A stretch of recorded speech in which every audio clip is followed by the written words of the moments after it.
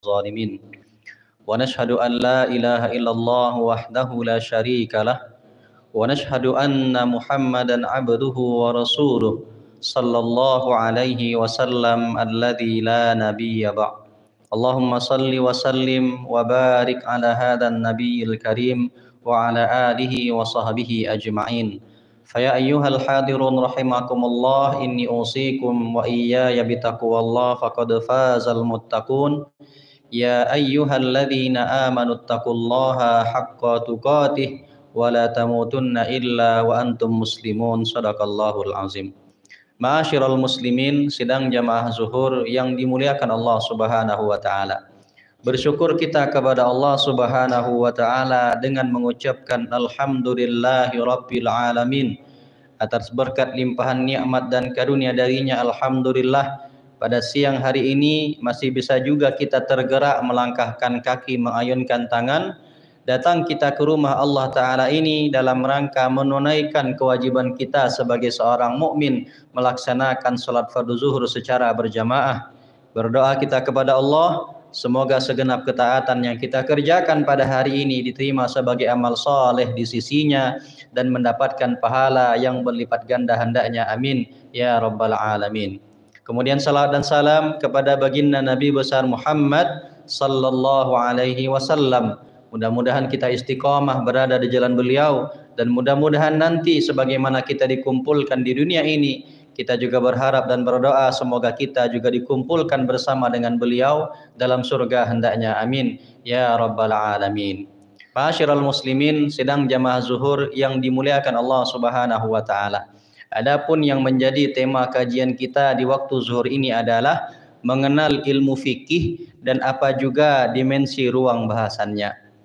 Ibu-ibu dan bapak-bapak sidang jamaah yang dimuliakan Allah Subhanahu wa taala.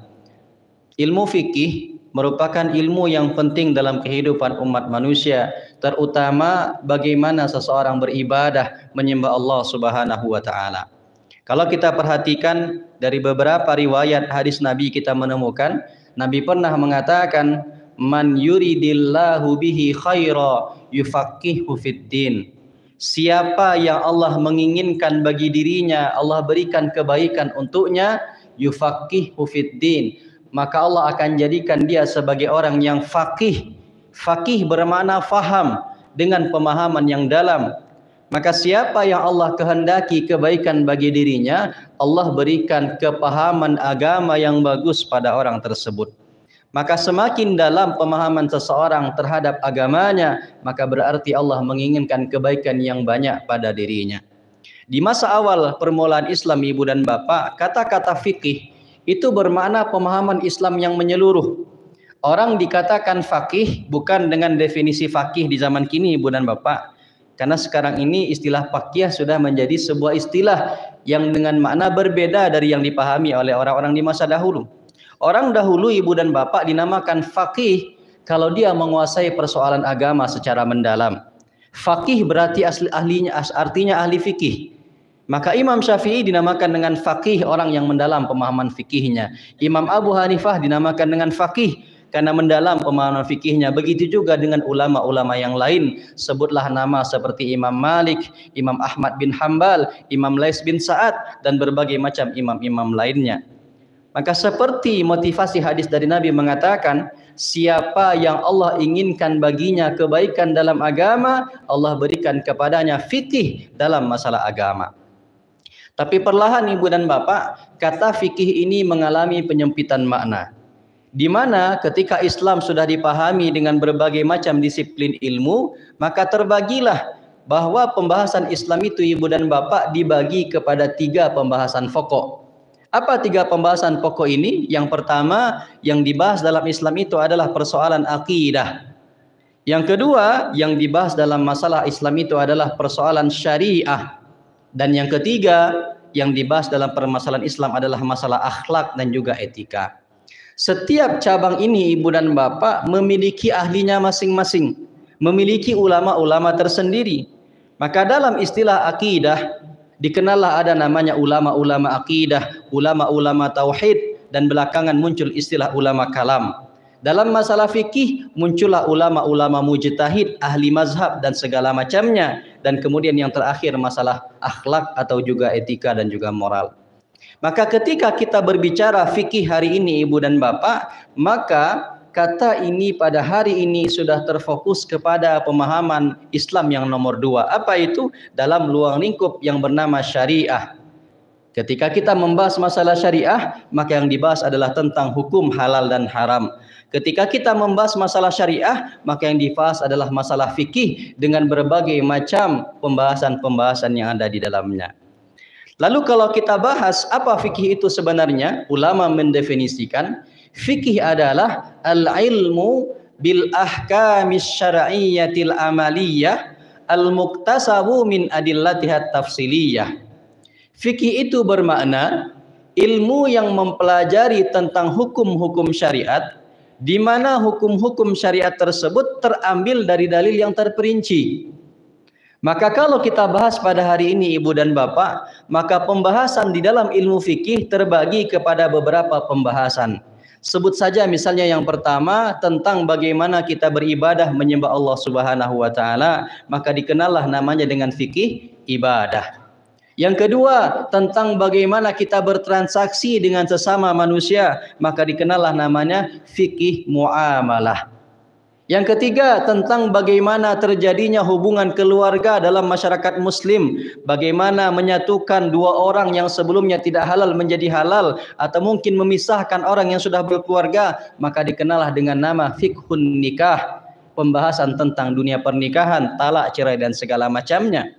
Lalu kemudian yang keempat, tentang bagaimana kalau seandainya terjadi percekcokan, pertikaian di antara sesama umat Islam, maka diselesaikanlah di dalam ranah peradilan yang dikenal dengan nama fiqhul qada wal jinayah.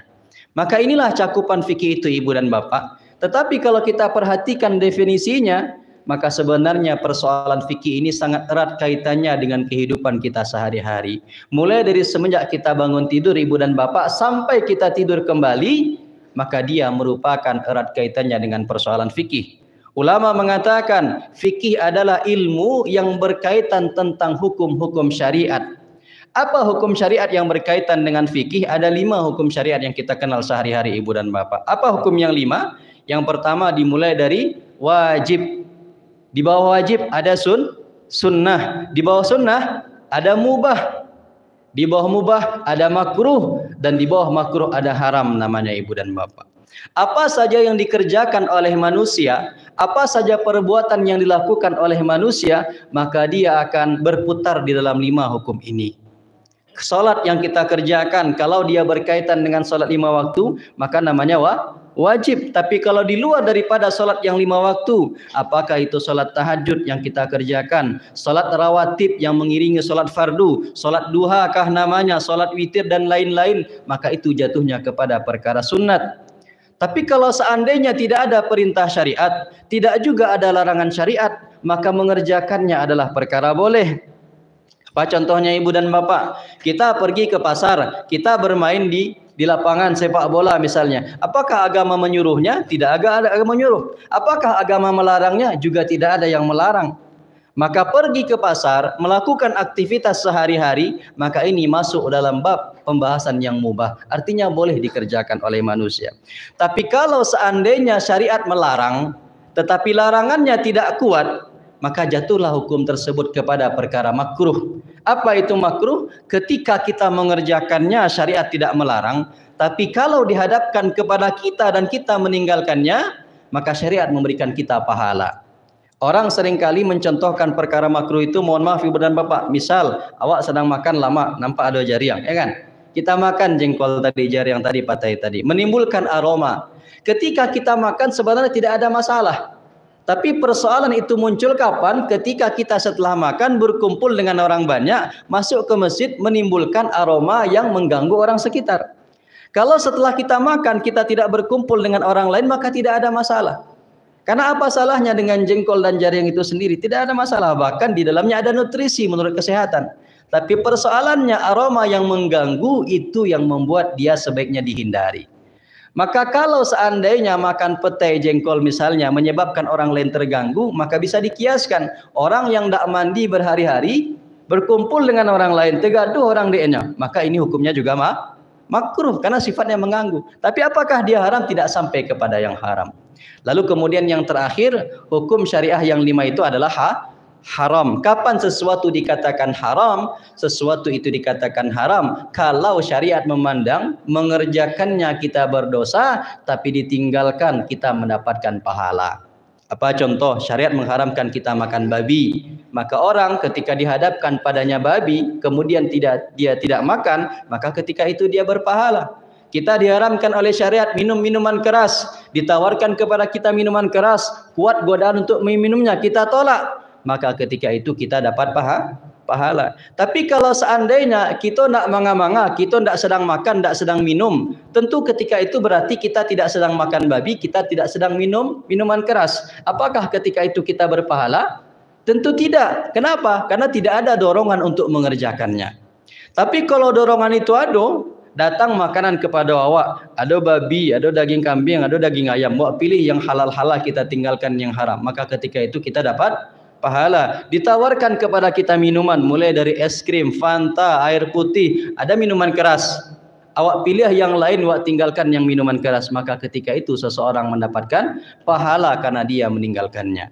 Maka apa saja perbuatan manusia ibu dan bapak, mulai semenjak dia bangun tidur sampai dia tidur kembali, kalau itu berkaitan dengan perbuatan manusia, maka inilah yang dihukumi dengan ranah fikih. Baik itu berkaitan tentang ibadahnya, baik itu transaksi muamalah jual belinya, baik itu persoalan pernikahan, talak cerai, segala macamnya, termasuk persoalan yang ada di peradilan.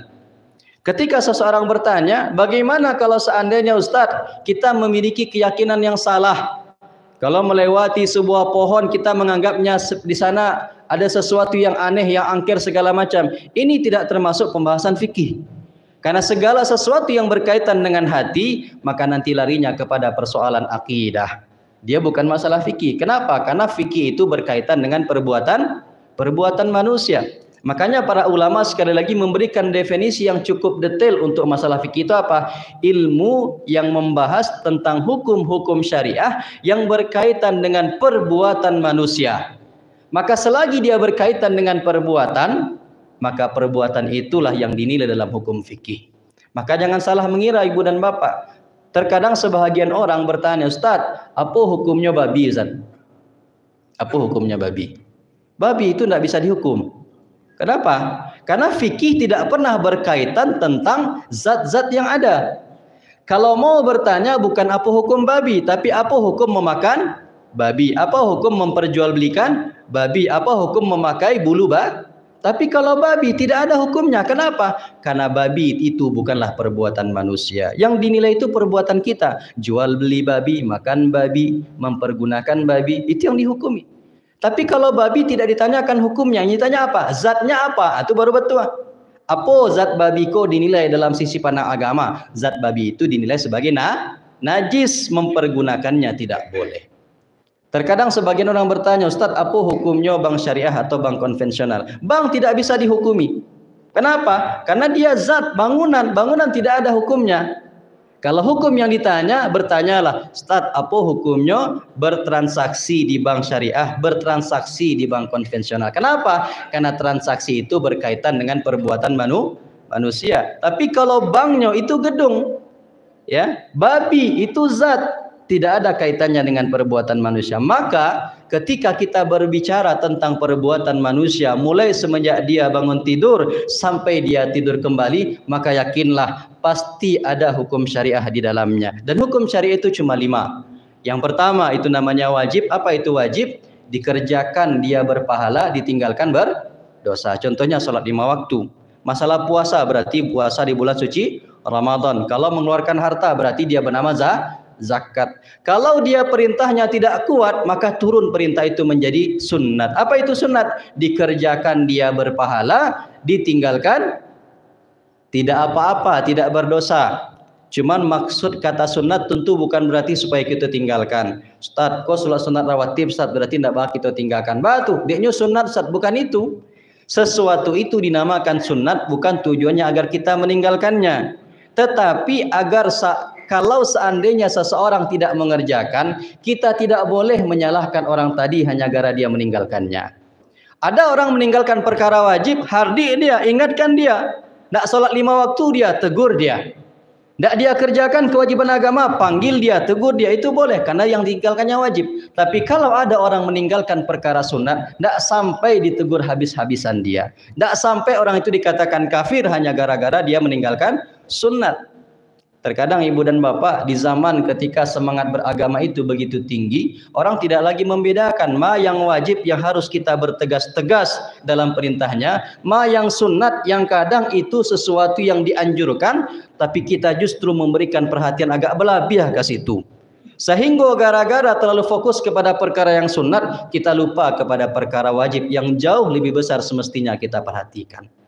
Maka kita berharap ibu dan bapak dengan mengkaji persoalan fikih yang kita berikan pengantar pada hari ini, mudah-mudahan Allah Subhanahu wa taala memberikan pemahaman agama yang bagus bagi diri kita, mengenalkan kepada kita bagaimana cara kita menyembah Allah Subhanahu wa taala, mengenalkan kepada kita bagaimana kita bertransaksi dengan sesama manusia, bagaimana kita menjalankan perintah Allah, dan bagaimana kemudian kita meninggalkan apa yang dilarang oleh Allah dan juga Rasul-Nya. Ini yang bisa kita sampaikan, lebih dan kurang minta maaf. Semoga Allah memberikan pemahaman kepada kita dalam agama. Allahumma faqihna fid din, Allahumma faqihna fid din, Allahumma faqihna fid din. Billahi taufiq wal hidayah. Wassalamualaikum warahmatullahi wabarakatuh.